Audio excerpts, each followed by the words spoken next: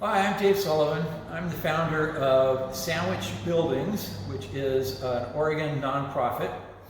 And what I wanted to talk in this video about is how I hope that we can create a class of buildings called a sandwich tower.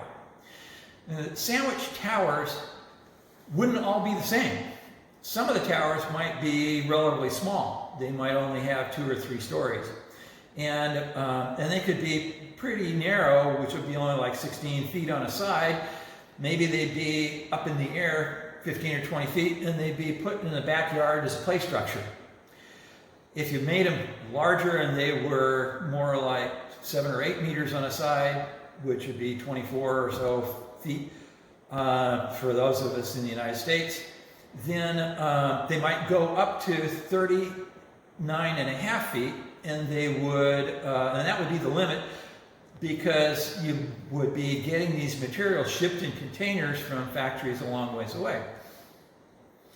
But what I'm really interested in focusing on is the idea of creating a class of buildings where there would be a lot of options that people could choose without necessarily having to do a lot of fancy architectural design, because that already would have been done and placed in the public domain, probably through a Creative Commons license. And so after we get the initial building put up, and we put up, the initial one that we're going to build is going to be 39 feet, and we build a taller one, which is 60 feet, and the reason it's 60 feet is that's the longest that you can move glue lambs in the United States down the highway. And so we ought to be able to make a 6-story building out of something like that. Then it seems like it will be important for some software developers to put together a user interface so that anyone in the world could go in and say, I want 5 floors. This should be 30 feet on this side and 24 feet on this side, and I need to have this kind of stair, or that kind of an elevator, and I want to have these types of glass. And you're going to make lots of choices, and when you're done, then you could say, print me a plan, and all of those things will go into a back-end software engine and create a custom plan on the fly for everything that you ask for, including lists of things that you need to buy, grouped into categories, so that the category of cement panels that are going to come from maybe China would be in one spot. You could send it out for a bid to people in China. And the category of stuff that is for per panels, polyurethane, sheet metal type goods, might go to people in Canada and India for bids. And then it'd be possible to take advantage of the international strengths and weaknesses without having to travel to all of those countries and without having to do a bunch more architectural or design work. Because the fundamental design would have been done so that when you chose that you wanted this width and this size and this many floors, that engineers had already said, okay, this is the size of glue lambs that you need. These are the kinds of connectors, and the specifications for how to do all that would get kicked out automatically when this happened. So that would mean that if you had a disaster, a flood in some spot of the world, and you wanted to have quick towers that were filled with quality construction be put up in a few weeks, then it'd be possible for someone to go in and say, this is what we need, and send out the bids, and lots of containers would show up in a few weeks, and people could pop these things up, and they wouldn't just be temporary, lousy housing. They'd be high quality stuff that was all engineered and thought through.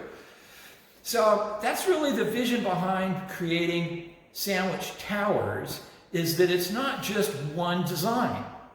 It is a class of designs, so that depending on the size of building that someone needs, they get to choose that on the fly, and they'll get a custom plan that's going to work in terms of engineering and can be bid well from people all the way around the world. And I don't really honestly know that anyone's ever built a class of buildings of that sort before. And so that makes it, from my side, I gotta tell you, Yeah. this makes this fun. It's super exciting. How often do you get to do something that you haven't seen anybody else ever do? And so what I'm going to ask for is I'll do my part. And my part's going to be to try and coordinate things and to promise that I'm putting into the Creative Commons license and that I'm not getting any benefit from building this class of buildings at all myself. If I wanted to do this, I just put up the building I want without having to go to the effort of trying to think through and make this all work right.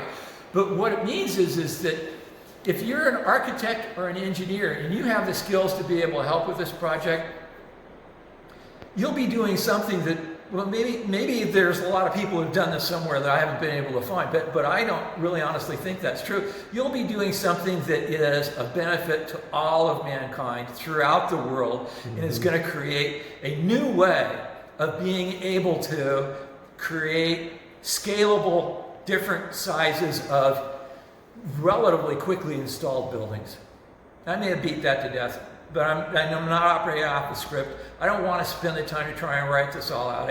I just want to be able to explain the concept and ask people to work with me to create a solution that should be high quality buildings that can go up quickly and can be scaled and matched to whatever people end up wanting, and that's in the public domain so that it's not owned by anybody.